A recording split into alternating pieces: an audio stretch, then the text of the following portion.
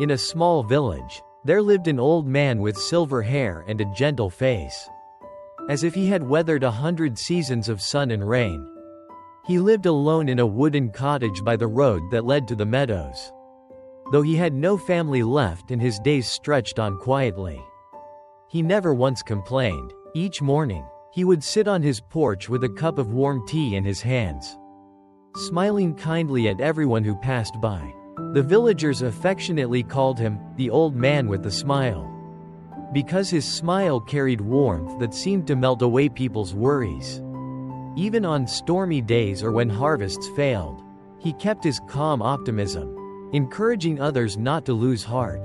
To the village, his presence was like a small lantern, always shining, always steady, bringing peace during their darkest times. One autumn afternoon, Emily, a young woman from the village, came to visit him. Her eyes were red from crying, and worry etched deep lines across her face. Stepping onto the porch, she whispered, "Sir, I don't know what to do anymore. My husband went to the city months ago to find work, but I haven't heard a word from him. The crops have failed, and my children grow thinner every day." Her voice trembled as she clutched a worn scarf in her hands.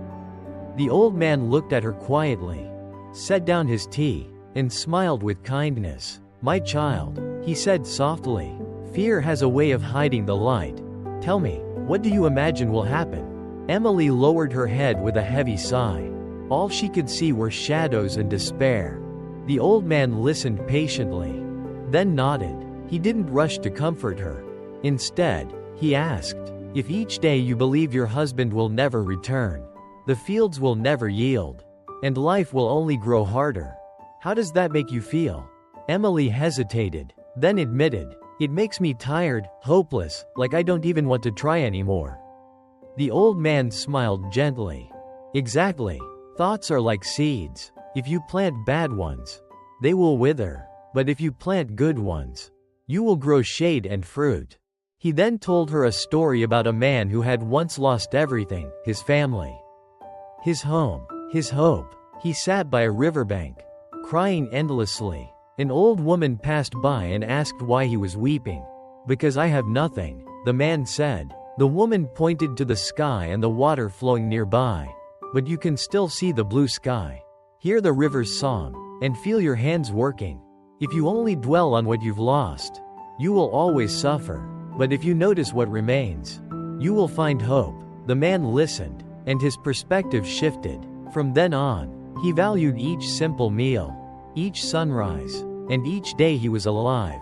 Slowly, he built a new life, stronger than before. The old man turned to Emily. "Do you see, child? It wasn't magic that changed his life.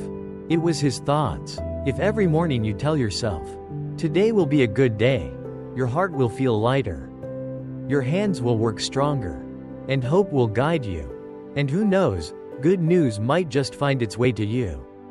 From that day, Emily followed his advice. Each morning, she breathed deeply and whispered, "Today will be a good day." Tasks that once felt heavy, feeding her children, working in the fields, slowly became reasons to keep going. Her lighter heart brought laughter back into her home, and even her children began to smile again. Though hardships didn't disappear overnight, the small house was filled with hope. Weeks later, Emily received a letter from her husband. He had found steady work in the city and would soon send money home. Overwhelmed with joy, Emily ran to the old man's cottage to share the news. He smiled, eyes twinkling. "You see, my dear, good thoughts always lead the way to good things." As time passed, Emily held onto that lesson. She continued waking up with the same hopeful words, "Today will be a good day." Though her days were still filled with chores and struggles, she no longer felt crushed by them. Deep down, she knew it was her change in perspective that had brought light back into her life. News of Emily's transformation spread quickly through the village. People were amazed by how the once weary woman now radiated energy and faith. One by one, villagers began visiting the old man, eager to hear his wisdom. He didn't lecture them with grand speeches. He simply smiled and said, "When your heart is full of light, Your life will shine as well." His words were simple, yet they carried a strength that lifted people's spirits. Gradually, the whole village began to change. Smiles appeared more often on tired faces. Neighbors comforted each other in hardships.